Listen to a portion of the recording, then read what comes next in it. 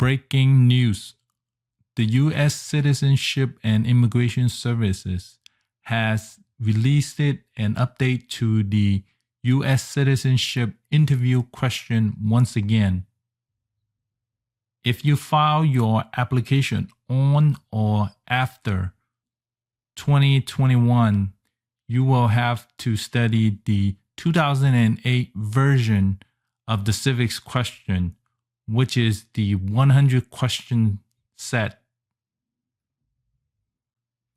For those that filed their application between December 1st, 2020 to February 28th, 2021, you will have the option to choose your interview question sets between the 2020 version, the 128 question, or the 2008 version, the 100 questions.